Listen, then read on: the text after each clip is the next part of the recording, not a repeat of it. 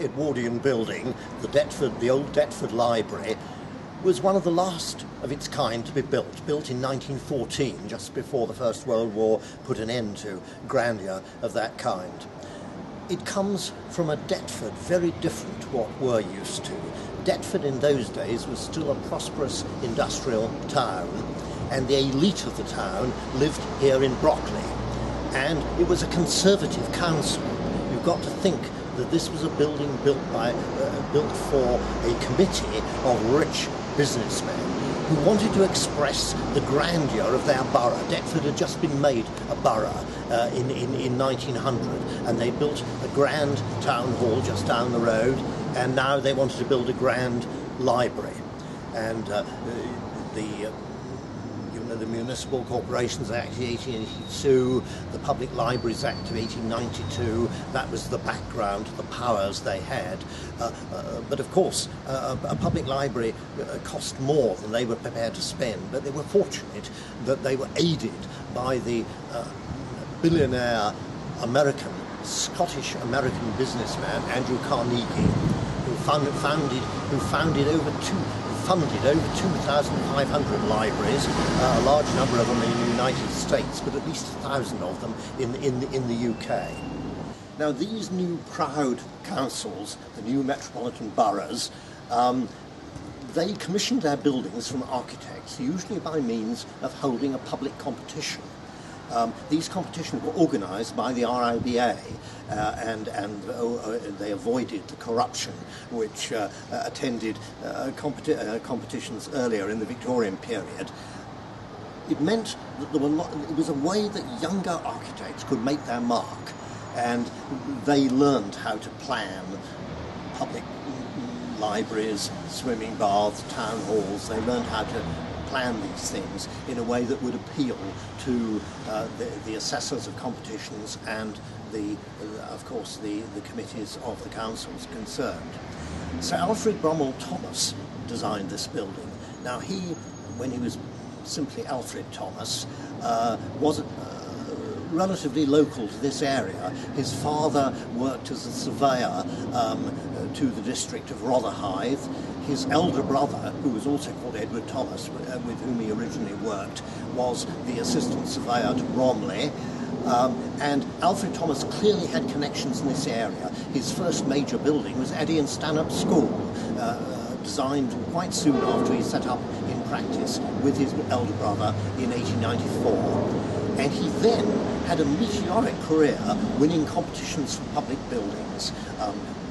In 1898, he built the Eye Hospital at Exeter. The same year, he won the competition for the largest municipal building ever put up in the UK, which is the City Hall of Belfast. Still a fantastic, grand building. And that, when it was opened in 1906, Thomas, who was only aged 38 at the time, was given a knighthood. And he by then added Bromwell to his name to make him sound grander, so he was Sir Alfred Bromwell Thomas. Meanwhile, he'd won competitions for the town halls at Woolwich and at Stockport in Lancashire, in Cheshire. And those were finished quite soon after Belfast. They were both finished in 1908. After that, his career faded. Apart from this building of 1914, there were one or two other minor buildings. Then the First World War came. His kind of architecture was far, far too expensive to do in the 1920s, when there had been a 250% inflation in building costs at the end of the First World War.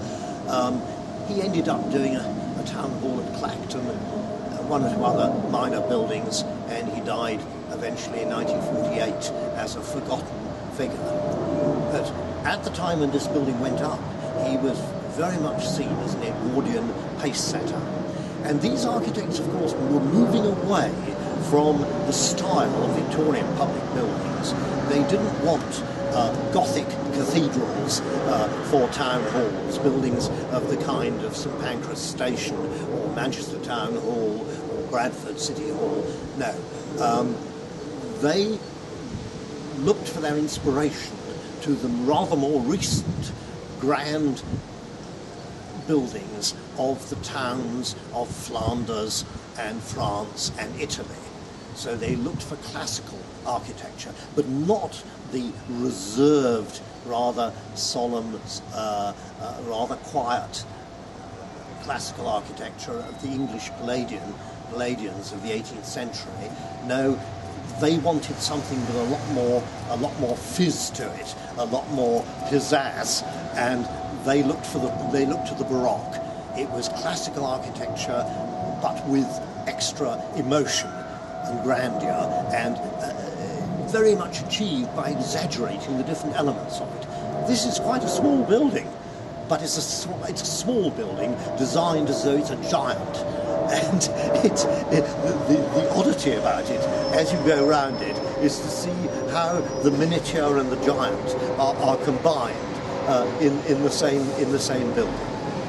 What gives this building its charm and originality is the fact that Bromwell Thomas gave it a character appropriate to an industrial town, at least on this side elevation of Rugby Road, where he seems to echo the architecture of warehouses and factories, and not just those public buildings. So we get away from the stone of the main facade, the stone at either end, the Portland stone dressings for the grand Ionic columns at either end. But in between, there is this rather splendid arcade of windows, which is a brick and is much more like, as I say, the architecture of warehouses or factories, but made extremely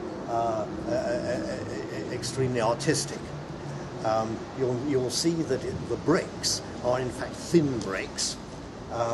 They're based very much on Dutch bricks, but I suspect that these ones were made after the Dutch manner, were probably made in Berkshire. In fact, they're faced bricks. They've got a vitrified purple surface, but you can see they're bright red underneath. So it's interesting. Faced bricks were something quite new at that time. They later on, of course, were seen as the ideal solution to the building industry's problems, because you could use a very cheap brick and give it a thin decorative finish. But this is not done for the reasons of cheapness. The bricks are designed with rustication, which you would expect to find in the base of a building. Rustication is common in the plinth, in the massive lower parts of a classical building, but Bromwell Thomas used rustication all the way up. It's a totally rusticated facade with 4 projecting courses and then a recessed course, 4 projecting, 1 recessed, 4 projecting, 1 recessed, this rhythm all the way up the building. You'll notice that the bricks are in what's called stretcher bond. So they're all the long-sided bricks. They're not in the much more common Flemish bond, where you have a long and then you have a short, because you have a brick which goes across and bonds the wall together. These stretcher bond is much more common nowadays because you have a cavity behind it. Why he used stretcher bond here, I don't know, and exactly how structurally the walls are organised behind the facing bricks, it would be interesting to know. But of course, with all this brickwork is classical grandeur. These extraordinary, these are window sills, but not as we know them. These are window sills designed like Roman tombs. Basically, each of them is a sarcophagus, is a Roman tomb. You have a sort of fantasy here that the civic leaders of Deptford would be buried over a long period of time in this grand building. Of course, they weren't buried here, but it's this sense of a great row of Roman tombs. And you'll see that higher up, the rustication is interrupted by what architecturally are called labels, which are these big blank panels, except that each one has got a ventilating slot at the bottom of it. So it's a rather clever way of having a mundane ventilating slot but turning it into a major architectural feature. But you'll see that the pavilions at either end, with their giant Ionic columns. Ionic columns are these ones with the sort of what are called volutes at the end, these curly bits at the end. That's the Ionic order, and comes obviously from ancient Greece originally. But above that is this huge cornice, quite exaggerated, and it's strange because it's got a sort of rather uneasy central feature, which disturbs the linearity of this side elevation, and it's something which you wouldn't see unless you were standing a considerable distance away, which actually isn't possible in Rokeby Road. Here is a great classical building which you can't actually get away from far enough to see it, really. Although you see it diagonally down Rokeby Road. I mean, the row of arches is highly effective as a piece of linear architectural movement. The grand frontage of this building is an interesting, a fine piece of Edwardian architecture, but it shows in a way the difference between English Baroque architecture of that time and what you would get on the continent, because French architects worked to very strict discipline. Their classical buildings all had to be arranged in a particularly disciplined way, whereas the English architects showed their background in Gothic architecture, but also in country landscapes, country houses, and the English Baroque architects tended to want to create a picture of a classical building rather than a strictly disciplined classical building. This is a pictorial building, and you're not at all sure what goes on behind it. So what you've got is an Ionic order, but with all kinds of pretty pictorial decoration.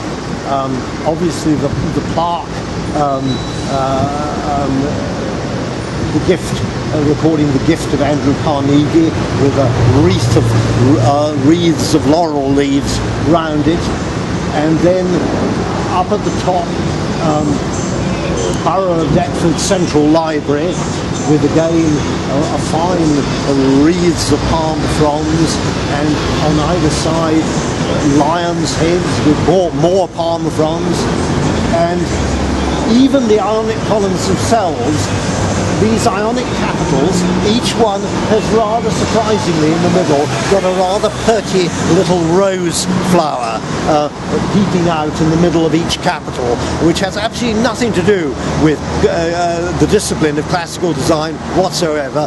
And Brummell Thomas did it because he liked it, and because he knew the Deptford councils would like it, and no doubt their wives would like it. A pretty piece of flower design on a otherwise stern and imposing classical building.